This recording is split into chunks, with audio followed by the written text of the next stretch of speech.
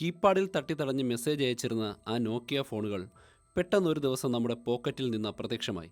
പകരം കയ്യിൽ വന്നത് ഒരു കഷ്ണം ഗ്ലാസ് ആയിരുന്നു. വിരലോടിച്ച ലോകം തുറക്കുന്ന ഒരു മാന്ത്രിക സ്ക്രീൻ. ഫേസ്ബുക്കിൻ്റെ മുഖം മാറി. ഫോട്ടോകൾ സൂം ചെയ്യാൻ നമ്മൾ പഠിച്ചു. എല്ലാം ഒരു വിപ്ലവം പോലെയായിരുന്നു. ഗെയിമിംഗ് മാറി.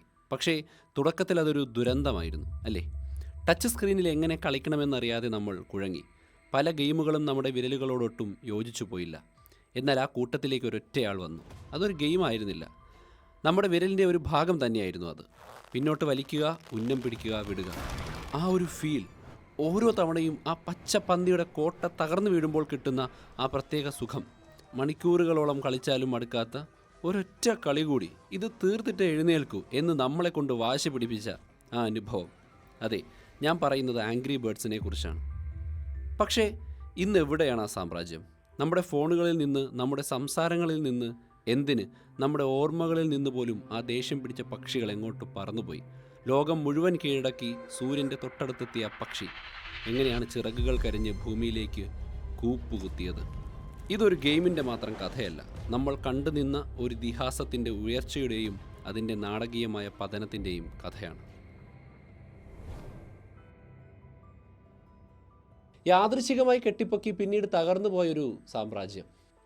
ഈ വലിയൊരു പൊട്ടിത്തെറിയെക്കുറിച്ച് നമ്മൾ മനസ്സിലാക്കണമെങ്കിൽ അതിനു മുൻപുള്ള നിശബ്ദതയെക്കുറിച്ച് നമ്മളൊന്ന് അറിയണം. റോവിയോ എൻ്റർടൈൻമെൻറ്റ് എന്ന് പറയുന്ന കമ്പനിയാണ് നമ്മൾ ഗെയിം തുറക്കുമ്പോൾ എഴുതി കാണിക്കുന്നത്. അവർ ഒറ്റ രാത്രി കൊണ്ട് പൊട്ടിമുളച്ചൊരു കമ്പനിയൊന്നുമല്ല. ഒരു വർഷം കൊണ്ടോ 2 വർഷം കൊണ്ടോ അവർ വിജയിച്ചിട്ടുമില്ല. 2003 ഹെൽസിങ്കി യൂണിവേഴ്സിറ്റിയിലെ 3 സ്റ്റുഡൻസ് തുടങ്ങിയ ഈ കമ്പനിയുടെ ആദ്യകാലം മൊബൈൽ ഗെയിമിങ്ങിൻ്റെ തുടക്കകാലത്തുള്ളൊരു നരകയാതന തന്നെയായിരുന്നു. അത് ഐഫോണിന് മുൻപുള്ള കാലമാണ്. ജാവ, സിംബിയൻ പോലെയുള്ള പ്ലാറ്റ്ഫോമുകൾ, 90s കിഡ്സ് എന്ന് പൊതുവെ വിളിക്കുന്ന നമുക്കിടയിലുള്ള ഈ 1990-നും 2000-നും ഇടയ്ക്ക് ജനിച്ചവർക്കൊക്കെ തന്നെ പെട്ടെന്ന് ഇത് കണക്റ്റ് ആവും. അന്നുള്ള ഓരോ ഫോണുകളുടെയും സോഫ്റ്റ്വെയറുകളുടെയും പ്രത്യേകത, ഓരോന്നിനും അതിൻ്റേതായ സ്ക്രീൻ സൈസും ബട്ടൺ ലേഔട്ടും ഒക്കെയുള്ള ആയിരക്കണക്കിന് ഫീച്ചേഴ്സാണ്. അങ്ങനെയുള്ള പലതരത്തിലുള്ള ഫ്ലിപ്പ് ഫോണുകൾ വരെ അന്ന് നിരന്തരം ഇറങ്ങിയിരുന്നു. നോക്കിയ ആയിരുന്നു വിപണി കീഴടക്കിയിരുന്നത്. ഒരു ഗെയിം ഉണ്ടാക്കുക എന്ന് പറഞ്ഞാൽ അത് വെറും ഒരു ക്രിയേറ്റീവ് പണിയല്ല. അന്ന് നൂറുകണക്കിന് ഫോണുകളിൽ ഒരേ ഫീല് കിട്ടാൻ ശ്രമിക്കുന്ന, ഭ്രാന്ത് പിടിപ്പിക്കുന്ന ഒരു ജോലിയാണ് ഗെയിം ഡെവലപ്മെൻറ്റ് എന്ന് പറയുന്നത്. ഭയങ്കരമായ ടഫ് മാർക്കറ്റ്. 6 വർഷത്തോളം റോവിയോ എന്നൊരു കമ്പനിയുള്ള കാര്യം പോലും പുറം ലോകത്തിന് അറിയുമായിരുന്നില്ല. അവർ ഗെയിം ഉണ്ടാക്കി, ഒരുപാട് ഗെയിം ഉണ്ടാക്കി. 2009 ആയപ്പോൾ അവർ 51 ഗെയിമുകൾ പുറത്തിറക്കിയിരുന്നു. ഡാർക്കസ്റ്റ് ഫിയർ, വാർ ഡയറി, ബർമ, എന്തിന് നീഡ് ഫോർ സ്പീഡ് എന്ന വലിയ ഗെയിമിന് വേണ്ടി പോലും അവരൊരു മൊബൈൽ വെർഷൻ ഉണ്ടാക്കി. ചിലതൊക്കെ കൊള്ളാമായിരുന്നു, ചിലതൊന്നും ആരും ഓർത്തില്ല. പക്ഷേ ഒന്നുപോലും ഒരു രക്ഷയില്ലാത്ത രീതിയിൽ ഹിറ്റായില്ല. കയ്യിലെ കാശ് ഇങ്ങനെ തീർന്നുകൊണ്ടിരുന്നു. ആൾക്കാരെയൊക്കെ തന്നെ അവർ ലേ ഓഫ് ചെയ്തു. കമ്പനി ചെറുതായി, പൂട്ടാറായി. മുന്നിൽ 1-2 അവസരങ്ങൾ മാത്രമേ ബാക്കിയുള്ളൂ. അവരുടെ 52ാമത്തെ ഗെയിം വെറും ഒരു പ്രോജക്റ്റ് ആയിരുന്നില്ല. ഒരുപക്ഷെ അത് അവരുടെ അവസാനത്തെ ഒരു ശ്രമം കൂടിയായിരുന്നു എന്ന് പറയാം. ഒരു നല്ല ഗെയിം ഉണ്ടാക്കിയാൽ പോരാ, കമ്പനിയെ രക്ഷിക്കാൻ പറ്റുന്ന രീതിയിൽ സാമ്പത്തിക ഭദ്രത ഉണ്ടാവുന്ന ഗെയിം ഉണ്ടാക്കണം. അതാണ് ടെൻഷൻ. ആ നിരാശയുടെ കൊടുമുടിയിലാണ് ഒരു ബൾബ് കത്തിയത്. അതൊരു സങ്കീർണമായ ഗെയിം ഡിസൈനോ പുതിയ ടെക്നോളജിയോ ഒന്നും ആയിരുന്നില്ല. വെറും ഒരു ചിത്രം.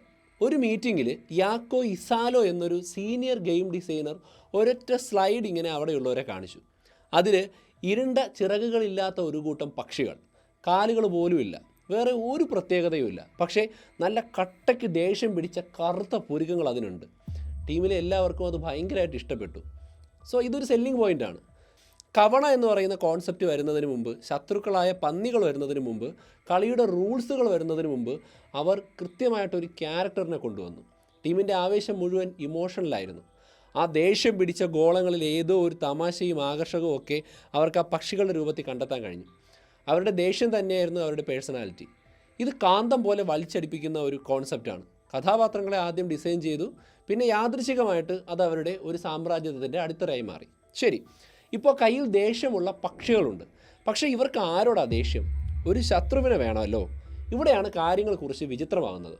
അപ്പോൾ ഈ വിഷയത്തെക്കുറിച്ച് ഞാൻ ഒരുപാട് റിസർച്ച് നടത്തിയപ്പോൾ 2009 ലോകം മുഴുവൻ പന്നിപ്പനി, അതായത് നമ്മൾ സ്വൈൻ ഫ്ലൂ അല്ലെങ്കിൽ H1N1 എന്ന് പറയുന്ന വൈറസിൻ്റെ അസുഖത്തെക്കുറിച്ച് പറയുമായിരുന്നു.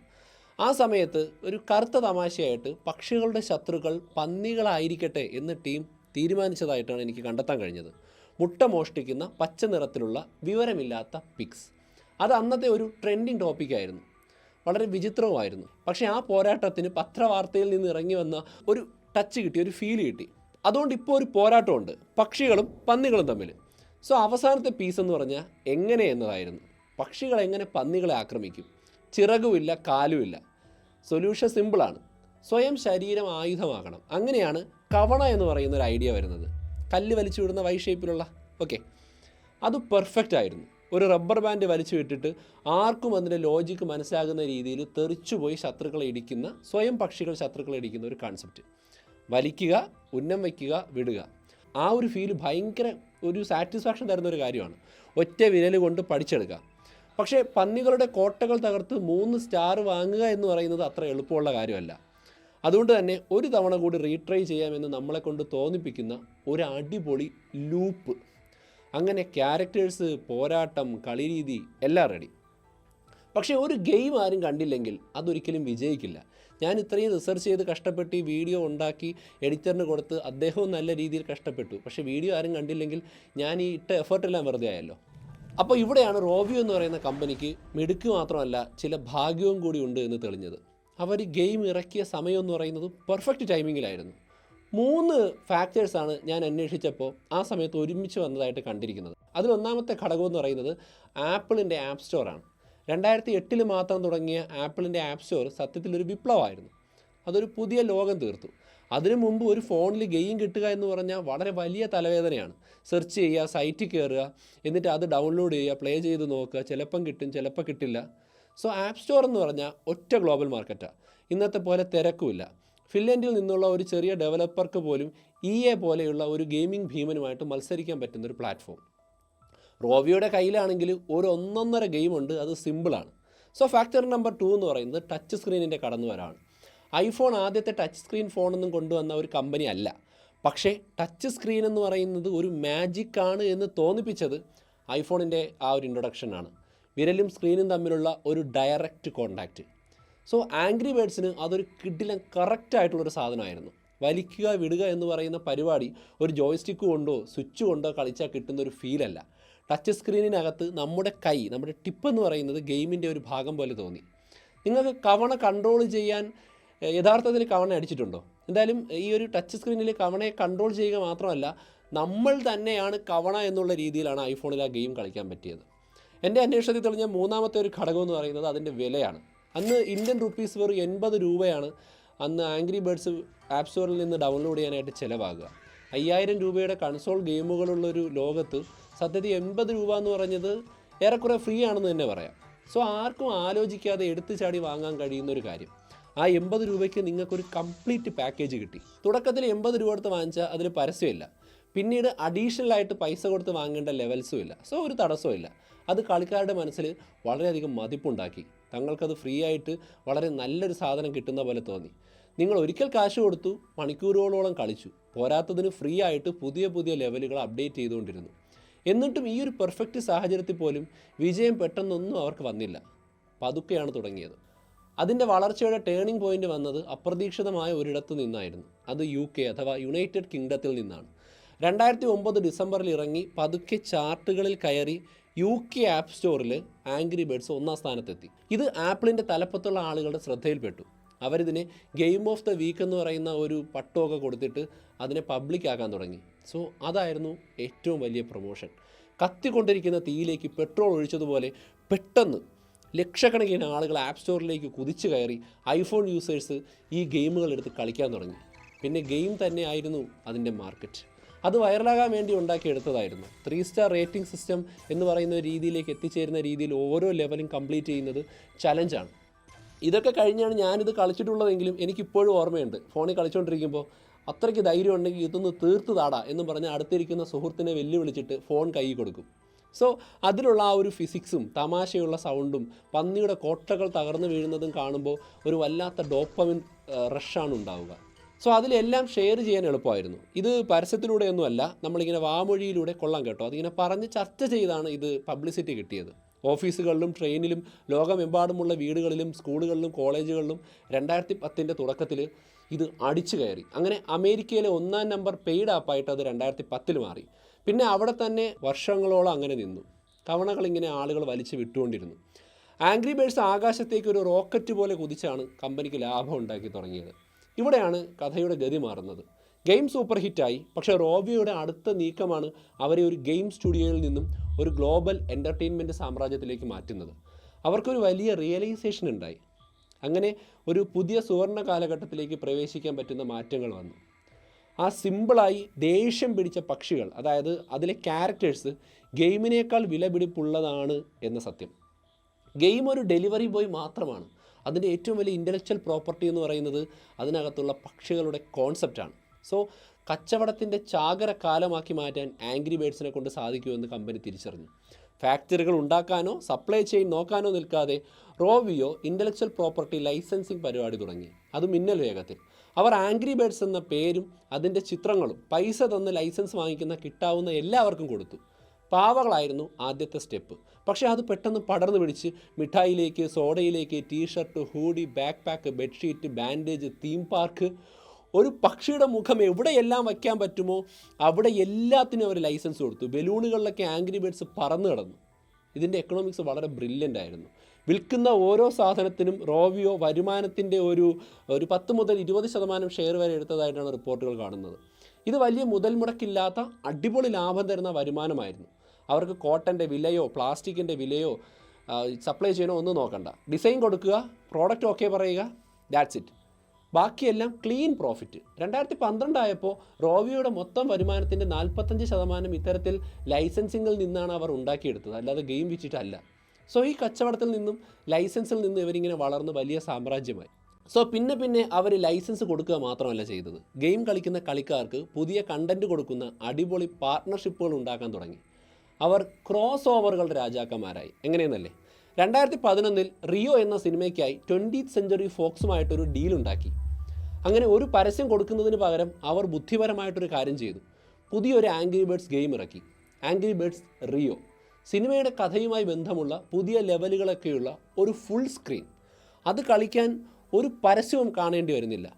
അതൊരു ഗിഫ്റ്റായിരുന്നു, ഒരു ഫ്രീ പ്രൊമോഷനായിരുന്നു. സോ സിനിമയ്ക്ക് ഒരു പ്രൊമോഷൻ കിട്ടിയെന്ന് മാത്രമല്ല, സിനിമ കണ്ട് സിനിമ പോപ്പുലറായി മാറിയപ്പോൾ ആംഗ്രി ബേഡ്സിനെ കുറിച്ച് അറിയാത്തവർ അവരുടെ ഗെയിമിൻ്റെ ലോകത്തിലേക്ക് വന്നു. പിന്നെ 2012 അവർക്ക് കിട്ടാവുന്നതിൽ വെച്ച് ഏറ്റവും വലിയ അംഗീകാരം കിട്ടി. ലൂക്കാസ് ഫിലിമുമായി ചേർന്ന് ആംഗ്രി ബേഡ്സ് സ്റ്റാർ വാർസ് ഉണ്ടാക്കി. അതൊരു മാസ്റ്റർ സ്ട്രോക്ക് ആയിട്ടുള്ളൊരു അറ്റംപ്റ്റ് ആയിരുന്നു. പക്ഷികൾ ജഡായിയും റെബൽസുമായി, പന്നികൾ സ്റ്റോം ട്രൂപ്പർമാരും സീത്ത് ലോഡ്സുമായി, ചുവന്ന പക്ഷി ലൂക്ക് സ്കൈവാക്കർ, മഞ്ഞ പക്ഷി ഹാൻ സോളോ, കറുത്ത പക്ഷി ഒബീവാൻ കെനോബി, ലെറ്റ്സേബറും ബാസ്റ്ററും ഒക്കെ ആയിട്ട് പുതിയ കളികൾ തന്നെ ഡെവലപ്പായി. ഇത് പഴയ കളിക്കാരെ, അതായത് ഈ സ്റ്റാർ വാർസ് നൊസ്റ്റാൾജിയുള്ള ഗെയിമേഴ്സിനെ പിടിച്ചിരുത്തി. പോരാത്തതിന് സ്റ്റാർ വാർസ് ഫാൻസിൻ്റെ ഒരു വലിയ തലമുറയെ തന്നെ ഗെയിമിലേക്ക് അവർ കൊണ്ടുവന്നു. പ്രൊമോഷനുകൾ ഡിജിറ്റൽ മാത്രമായിരുന്നില്ല. ചൈനയിൽ ഒരു തകർപ്പൻ ക്യാമ്പയിൻ നടത്തി. മക്ഡൊണാൾഡ്സുമായിട്ട് ഒരു ടൈപ്പ്. നിങ്ങളൊരു മക്ഡൊണാൾഡ്സ് റെസ്റ്റോറൻറ്റിൽ പോയി അവരുടെ വൈഫൈയിലേക്ക് നിങ്ങളുടെ ഫോൺ കണക്ട് ചെയ്താൽ ആംഗ്രി ബേഡ്സ് ഗെയിമിനുള്ളിൽ സ്പെഷ്യൽ ഹിഡൻ ലെവലുകൾ ലോഡാവും. ഒരു മൊബൈൽ ഗെയിം ആൾക്കാർ ശരിക്കും ഒരു വലിയ ബ്രാൻഡഡ് ആയിട്ടുള്ള കടയിലേക്ക് എത്തിക്കുന്നതിൻ്റെ ആദ്യത്തെ ഉദാഹരണമായിരുന്നു അത്. ഇനിയും ഇതുപോലത്തെ ഒരുപാട് ഫാക്ടേഴ്സ് കാണും. എൻ്റെ റിസർച്ച് കടന്നുപോയ ഭാഗങ്ങളാണ് ഞാൻ മാക്സിമം ആഡ് ചെയ്യുന്നത്. സോ ഈ കച്ചവടത്തിൻ്റെയും പാർട്ണർഷിപ്പിൻ്റെയും തിരക്കിനിടയിൽ 2012 അവർ തങ്ങളുടെ ഏറ്റവും വലിയ ഗെയിം പ്ലേ ഇന്നോവേഷൻ നടത്തി. അവർ ഗെയിമിനെ ഈ ചുമ്മാ ഭൂമിയിൽ ഇരുന്നു കൊണ്ട് ചെയ്യുന്നതിന് പകരം കുറച്ച് വെറൈറ്റി ആയിട്ട് ബഹിരാകാശത്തേക്ക് കൊണ്ടുപോയി. എല്ലാവരും കളിച്ചു മടുത്ത ഒരു ഗെയിമിനെ എങ്ങനെ റീഇൻവെസ്റ്റ് ചെയ്യും എന്നതിൻ്റെ ഒരു ഉദാഹരണമാണിത്. സോ അതിൻ്റെ ഫിസിക്സ് നിയമങ്ങൾ തന്നെ മാറ്റി. അങ്ങനെ ആംഗ്രി ബേഡ്സ് സ്പേസ് ജനിച്ചു. അത് മറ്റൊരു ബ്രില്യൻറ്റ് മൂവായിരുന്നു കേട്ടോ. കവണയുടെ അതേ സെയിം കളിയാണ്, പക്ഷേ ഒരു കാര്യമുണ്ട്, സീറോ ഗ്രാവിറ്റിയിൽ ആംഗ്രി ബേഡ്സിനെ അടിച്ചു വിടണം. പിന്നെ പലതരം ഗ്രഹങ്ങളുടെ സാന്നിധ്യം വരുമ്പോൾ ഈ ഗ്രഹങ്ങളുടെ ഗുരുത്വാകർഷണ ബലം വരാറുണ്ട്. സോ ഗെയിം മൊത്തത്തിൽ മാറി. നമ്മളൊരു സാധനത്തെ ഇങ്ങനെ അടിച്ചു വിടുമ്പോൾ അതിങ്ങനെ താഴോട്ട് വന്ന് തട്ടുമെന്ന് നമ്മൾ പ്രതീക്ഷിക്കും. പക്ഷേ ഗ്രാവിറ്റി മാറിക്കഴിഞ്ഞാൽ സംഭവം അങ്ങനെ അല്ല. അങ്ങനെ വന്നപ്പോൾ പെട്ടെന്ന് നമ്മൾ ഓർബിറ്റൽ മെക്കാനിസത്തെക്കുറിച്ച് ചിന്തിക്കണം. ഒരു ഗ്രഹത്തിന് ചുറ്റും പക്ഷിയെപ്പോലെ കറങ്ങി ഒറ്റയടിക്ക് അടിക്കാൻ കഴിയാത്ത പന്നികളെ അടിക്കണം. സിമ്പിളായ ഒരു കളിയിൽ നിന്ന് കുറച്ച് കോംപ്ലക്സ് ആയ ചിന്തിപ്പിക്കുന്ന ഒരു ലെയറിലേക്ക് മാറി.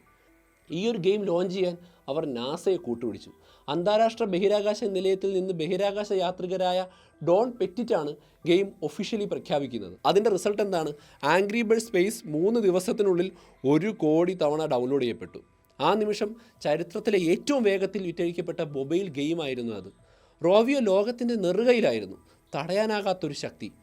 എന്നാൽ ഇതൊരു കേസ് സ്റ്റഡിയാണ്. സാമ്രാജ്യത്വങ്ങൾ എത്ര വലുതാണെങ്കിലും വീഴും. റോവിയോയുടെ ഉയർച്ചയ്ക്ക് കാരണമായ കാര്യങ്ങൾ തന്നെ അവരുടെ തകർച്ചയ്ക്കും കാരണമായി. വീഴ്ച ഒറ്റയടിക്ക് സംഭവിച്ച ഒന്നുമല്ല, പക്ഷേ അത് തന്ത്രപരമായ പിഴവുകളുടെ ഒരു പരമ്പരയിലൂടെ സംഭവിച്ച ഒരു സ്ലോ മോഷൻ തകർച്ചയാണ്. ഗോൾഡൻ ഏജ് കഴിഞ്ഞു, തെറ്റുകൾ കുന്നുകൂടാൻ തുടങ്ങി. ഒന്നാമത്തെ പാപം ബ്രാൻഡിൻ്റെ വിലയിടുവായിരുന്നു. വളർച്ചയ്ക്ക് വേണ്ടി റോവിയോ തങ്ങളുടെ ബ്രാൻഡ് എന്തും താങ്ങുമെന്ന് വിശ്വസിച്ചു. അവർ വിപണിയിൽ ഗെയിമുകൾ കൊണ്ട് നിറച്ചു. ബാഡ് പിഗ്ഗീസ് പോലെയുള്ള നല്ല സ്പിൻ ഓഫുകളിലൂടെയാണ് തുടങ്ങിയത്. പക്ഷേ പിന്നെ പ്രളയമായിരുന്നു. ആംഗ്രി ബേർഡ്സ് ഗോ എന്ന് പറയുന്ന car racing, Angry Birds Epic എന്ന് പറയുന്ന RPG game, Angry Birds Fight എന്ന് പറയുന്ന പസില്, ലിസ്റ്റിങ്ങിനെ നീളുന്നു. ബ്രാൻഡിൻ്റെ യഥാർത്ഥ ഐഡൻറ്റിറ്റി, അതായത് ആ സിമ്പിൾ ഫിസിക്സ്, സത്യത്തിൽ മൊത്തം കൺഫ്യൂഷനിലായി. എന്താണ് ഒരു ആംഗ്രി ബേർഡ്സ് ഗെയിം എന്ന് ചോദിച്ചാൽ അത് പസിലാണോ, റേസാണോ, RPG ആണോ? എല്ലായിടത്തും എല്ലാം ആവാൻ വേണ്ടി എല്ലാവർക്കും വേണ്ടി പ്രവർത്തിക്കാൻ ശ്രമിച്ചതോടെ ബ്രാൻഡിൻ്റെ ഐഡൻറ്റിറ്റി നഷ്ടപ്പെട്ടു. അതിൻ്റെ ഒരു സ്പെഷ്യൽ ഫീലില്ലേ, അത് നഷ്ടപ്പെട്ടു. ആൾക്കാർ ആംഗ്രി ബേർഡ്സ് മടുത്തു. അതിനെ പ്രശസ്തമാക്കി അതിൻ്റെ സിംപ്ലിസിറ്റി ഒരു കൂമ്പാരത്തിനിടയിൽ കുഴിച്ചു മൂടപ്പെട്ടു. രണ്ടാമത്തെ ഒരുപക്ഷെ ഏറ്റവും വലിയ പാപം എന്ന് പറയുന്നത് ഫ്രീ ടു പ്ലേ എന്ന കെണിയിൽ വീണതായിരുന്നു. മൊബൈൽ മാർക്കറ്റ് മാറിക്കൊണ്ടിരിക്കുകയാണ്. 80 രൂപയുടെ പ്രീമിയം മോഡൽ ഔട്ടായി. ഫ്രീ ആയിട്ട് ഡൗൺലോഡ് ചെയ്തതിന് ശേഷം കളിക്കാരെ കൊണ്ട് കാശ് മുടക്കിപ്പിക്കുന്ന ഫ്രീ ടു പ്ലേ എന്ന് പറയുന്ന ഗെയിമുകളുടെ കാലഘട്ടം കടന്നു വന്നു, F2P. സോ റോവിയോയ്ക്കും മാറേണ്ടി വന്നു. പക്ഷേ അവരുടെ മാറ്റം വളരെ മോശമായിരുന്നു. 2015 ആംഗ്രി ബേർഡ്സ് 2 വന്നപ്പോൾ അതൊരു പ്രീമിയം സീക്വൽ ആയിരുന്നില്ല, അതൊരു സമ്പൂർണ്ണ F2P മെഷീനായിരുന്നു. ഗെയിമർമാർ വെറുക്കുന്ന എല്ലാ സാധനവും അതിലുണ്ടായിരുന്നു. എനർജി സിസ്റ്റം, അതായത് കുറച്ച് കളിച്ചാൽ പിന്നെ മണിക്കൂറുകൾ കാത്തിരിക്കുക, അല്ലെങ്കിൽ കാശ് കൊടുക്കേണ്ടി വരിക, പലതരം കറൻസികൾ, പവർ അപ്പുകൾ, പിന്നെ പോപ്പപ്പുകൾ. അങ്ങനെ എപ്പോഴും കളിച്ചാൽ ഇങ്ങനെ കാശ് ചോദിച്ചു കൊണ്ടിരിക്കുന്ന പോപ്പപ്പുകൾ വരാൻ തുടങ്ങി. ഫിനാൻഷ്യലി നല്ലപോലെ ഗെയിം അഡിക്റ്റായ ആളുകൾക്ക് ഇത് കൊടുക്കാൻ ബുദ്ധിമുട്ടില്ലാത്തത് കൊണ്ട് കമ്പനിക്ക് ആദ്യം ലാഭമായിരുന്നു. പക്ഷേ റോവിയോ ഒരു വലിയ തെറ്റ് ചെയ്തു. അവർ തങ്ങളുടെ യഥാർത്ഥ ആരാധകരെ, കോർ ഓഡിയൻസിനെ വെറുപ്പിച്ചു. 80 രൂപ കൊടുത്താൽ സത്യസന്ധമായി കളിക്കാൻ കഴിയുന്ന ഒരു ഇടപാടായിട്ട് വിചാരിച്ച, അതിനെ സ്നേഹിച്ച ലക്ഷക്കണക്കിന് ആളുകൾ തങ്ങളെ പിഴിയുന്നതാണ് എന്ന് തോന്നുകയും മനസ്സിലാക്കുകയും ചെയ്തു. വർഷങ്ങളായി അവരുണ്ടാക്കിയെടുത്ത നല്ല പേരങ്ങനെ പോയി കിട്ടി. റോവിയോ ഈ പണി ചെയ്തുകൊണ്ടിരുന്നപ്പോൾ വിപണിയാണെങ്കിൽ അവരെ തിരിച്ചടിച്ചു. മൊബൈൽ ലോകം മാറി, പുതിയ രാജാക്കന്മാർ വന്നു. കിങ്ങിൻ്റെ കാൻഡി ക്രഷ് സാഗ, സൂപ്പർ സെല്ലിൻ്റെ ക്ലാഷ് ഓഫ് ക്ലാൻസ്, ഇവരുടെ F2P മോഡലുകൾ റോവിയോടേതിനേക്കാൾ വളരെ മികച്ചതായിരുന്നു. അതായത് പൈസ കൊടുത്ത് ഓരോ ഗെയിം വാങ്ങിക്കാൻ കൂടുതൽ റീസൺ ഉണ്ടായിരുന്നു ആംഗ്രി ബേർഡ്സിനേക്കാൾ. മൊബൈൽ ഗെയിമിങ്ങിൻ്റെ ആദ്യ കാലഘട്ടം നിർവചിച്ച റോവിയോ ഇപ്പോൾ മറ്റുള്ളവരെ കോപ്പി അടിക്കാൻ തുടങ്ങുന്ന അവസ്ഥയിലേക്ക് മാറി. അവരുടെ ഇന്നവേഷൻ നിന്നുപോയി, അവർ പിന്നോട്ട് പോയി. പഴയ മാജിക് തിരികെ കൊണ്ടുവരാൻ റോവിയോ തങ്ങളുടെ ഏറ്റവും വലിയ ചൂതാട്ടം നടത്തി, the Hollywood. The angry birds movie 2016 അവർ സ്വയം നിർമ്മിച്ചു. സിനിമ സാമ്പത്തികമായി വിജയിച്ചു. ഞാൻ കണ്ടതാണ്, എനിക്ക് ഇപ്പോഴും ഇഷ്ടമാണ് ആ സിനിമ കാണാൻ, സൂപ്പറാണ്. ഏകദേശം 2800 കോടി രൂപയുടെ കളക്ഷനാണ് ആ സിനിമയ്ക്ക് കിട്ടിയത്. പക്ഷേ അത് ഗെയിമിംഗ് എന്ന് പറയുന്ന പ്രതിഭാസത്തെ റീലോഞ്ച് ചെയ്യാൻ പറ്റുന്ന രീതിയിലുള്ളതായിരുന്നില്ല. കാരണം അവർ വൈകിപ്പോയിരുന്നു. അത് മങ്ങിക്കൊണ്ടിരിക്കുന്ന ഒരു സാമ്രാജ്യത്തിൻ്റെ സ്മാരകം പോലെ നിലനിന്നു. ഒരു പുതിയ തുടക്കത്തിന് പകരം അവിടെ എന്താണ് സംഭവിച്ചതെന്ന് ആർക്കും മനസ്സിലായില്ല. Angry birds രക്ഷപ്പെട്ടില്ല. സോ അവരുടെ അവസാനത്തെ അടവായ നെക്സ്റ്റ് സ്റ്റെപ്പ്, അതായത് IPO.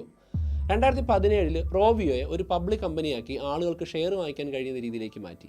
പക്ഷേ സമയം മോശമായിരുന്നു. കമ്പനിയുടെ വളർച്ച വർഷങ്ങൾക്ക് മുമ്പ് തന്നെ നിന്നിരുന്നു. ഒരു പബ്ലിക് കമ്പനി എന്നുള്ള നിലയിൽ അവർക്ക് ഓരോ പാദത്തിലും വളർച്ച കാണിക്കണ്ടേ. ഇത് കൂടുതൽ പണം പിഴിയുന്ന തന്ത്രങ്ങളിലേക്ക് മാറാൻ അവരെ പ്രേരിപ്പിച്ചു.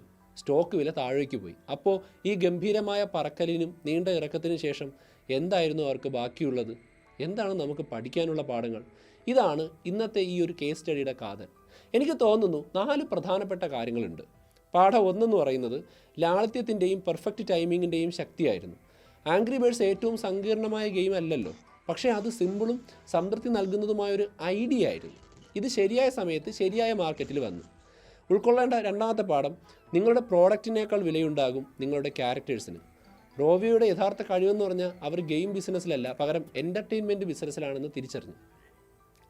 നമ്മൾ മനസ്സിലാക്കേണ്ട മൂന്നാമത്തെ കാര്യം, ബ്രാൻഡിൻ്റെ വിലയിടിവ് എന്ന് പറയുന്നത് മാരകമായ അപകടമാണ്. എല്ലാ ട്രെൻഡുകളും പിന്തുടരുന്നതിലൂടെ റോവിയോയ്ക്ക് തങ്ങളുടെ ബ്രാൻഡ് ഐഡൻറ്റിറ്റി നഷ്ടപ്പെട്ടു. നിങ്ങളെല്ലാം ആകാൻ ശ്രമിച്ചാൽ നിങ്ങളൊന്നുമല്ലാതാകും. അതാണ് ഇതിൻ്റെ ഗുണപാഠം. ഇനി നാലാമത്തെ ഏറ്റവും പ്രധാനപ്പെട്ട അവസാനത്തെ പോയിന്റ്, നിങ്ങളുടെ ഏറ്റവും പ്രധാനപ്പെട്ട ടാർഗറ്റ് ഓഡിയൻസ് അല്ലെങ്കിൽ പ്രധാനപ്പെട്ട പ്രേക്ഷകരെ വഞ്ചിക്കരുത്. റോവിയോ ആ ഒരു വിശ്വാസം തകർത്ത് കുറച്ച് കാശ് കിട്ടാൻ വേണ്ടി അല്ലെങ്കിൽ ലാഭത്തിന് വേണ്ടി ലക്ഷക്കണക്കിന് വിശ്വസ്തരായ ആരാധകരെ നിരാശപ്പെടുത്തി നഷ്ടപ്പെടുത്തി. ഈ കഥയുടെ അവസാനത്തെ അധ്യായം 2023 അങ്ങനെ എഴുതപ്പെടുന്നത്. റോവിയോയെ ജാപ്പനീസ് ഗെയിമിംഗ് ഭീമനായിട്ടുള്ള സെഗ എന്ന് പറയുന്ന കമ്പനി ഏകദേശം 6160 കോടി രൂപയുടെ മൂല്യത്തിൽ ഏറ്റെടുത്തു. ഇതൊരു മറ്റൊരു പ്രശസ്ത കഥാപാത്രമായ സോണിക് ദ ഹെഡ്ജ്ഹോഗ് എന്ന് പറയുന്ന സിനിമയില്ലേ, ആ ഒരു ക്യാരക്ടർ ഇല്ലേ, അല്ലെങ്കിൽ അവരെയൊക്കെ ഉണ്ടാക്കിയെടുത്ത കമ്പനിയാണ് സെഗ എന്ന് പറയുന്നത്. സോ അതുകൊണ്ട് ആംഗ്രി ബേർഡ്സിന് ചിലപ്പോൾ ഇതൊരു പുതിയ സ്ഥലമാണ് എന്ന് നമുക്ക് തോന്നാം. പക്ഷേ ചോദ്യം ഇതാണ്, അതിനുശേഷം 1.5 വർഷമായി, മാറ്റമൊന്നും കാണുന്നില്ല. ഇനി എന്ത്? ഇതൊരു പുതിയ തുടക്കമായിരിക്കും, അതോ ഇതൊരു അവസാനത്തെ സുഖപ്രദമായിട്ടുള്ള ആംഗ്രി ബേർഡ്സിൻ്റെ വിശ്രമ സ്ഥലമാണോ? ആംഗ്രി ബേർഡ്സിൻ്റെ കഥ നമ്മുടെ ഡിജിറ്റൽ യുഗത്തിനുള്ള ഒരു പാഠമാണ്. ഒരു ചെറിയ ഐഡിയയ്ക്ക് ലോകത്തെ കീഴടക്കാൻ കഴിയുമെന്നതിൻ്റെ തെളിവാണ്. പക്ഷേ വിജയത്തോടെ വരുന്ന അഹങ്കാരത്തെക്കുറിച്ചുള്ളൊരു മുന്നറിയിപ്പ് കൂടിയാണ്. ഒരു സാമ്രാജ്യം കെട്ടിപ്പടുക്കുന്നത് നല്ലൊരു കാര്യമാണ്, എന്നാൽ അതിനെ നിലനിർത്തുക എന്ന് പറയുന്നത് അതിനേക്കാൾ വലിയ ബുദ്ധിമുട്ടുള്ള ഒരു സംഭവമാണ്. എന്തായാലും ഇന്നത്തെ വീഡിയോയിൽ നിന്നും വളരെ വ്യത്യസ്തമായ, നമ്മുടെയൊക്കെ തന്നെ നൊസ്റ്റാൾജി ഉണർത്തുന്ന ഒരു കാര്യത്തെക്കുറിച്ച് നിങ്ങൾക്ക് ഒരുപാട് കാര്യങ്ങൾ മനസ്സിലായെന്ന് പ്രതീക്ഷിക്കുന്നു.